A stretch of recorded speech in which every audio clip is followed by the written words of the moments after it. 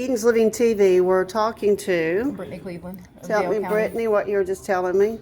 So in my county where they, I can't provide service until I'm off of probation in November. In service, she means she's going to be serving the politicians for the Right. corrupt trafficking of her children. Yes, and the reason why is because in our county, things are very hush-hush because people end up missing or dead. Like I know a woman that was going to testify against some police officers down there and end up dead by the county line, and her family still has rewards out for her, and there's no information and nobody has come forward. What was her name so we can remember her? Can't remember her name off it, but I can find it. Well, I want to find out, and I'd like to interview her mother and give her mother a platform. I think it would be her sister. Okay, I'd like to give her sister's the one family a that's trying platform. to, So tell us about why you're here and what happened to your child, if you want to tell your story. I have 3 children.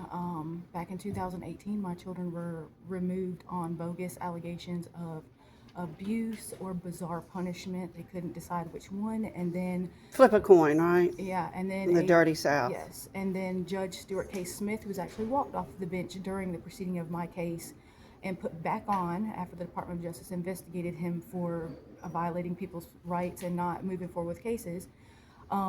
They ended up filing charges on me for child sexual abuse. False charges. After my children had been taken by the judge and the guardian ad litem, not by DHR, they had put me on a safety plan. Judges are trafficking children. Yes, they threatened me that they would take the kids if I didn't sign the safety plan over and over. So they blackmailed you. Yes. And then the children were put on a safety plan, and then during the safety plan, the judge ordered that the children go to 2 different states with some people that said that they were family members. I do not know who they are. There was no DNA test done or anything. The 2 boys were placed in Texas, and then 6 months later, they brought them back from Texas and relinquished the kids to DHR, and then they made the report that me and my husband at the time were molesting the children. Oh my goodness. And that it came from the children and this and that. So DHR took it upon themselves to take the children into custody without me being notified.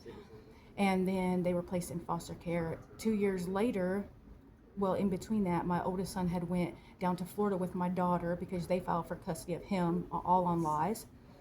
And then they ended up telling me that if I pled guilty to a child abuse charge, 3 of them, that they would let me have my visitation back for my So they children. coerced you into admitting a Yes. crime that you didn't do. Yes.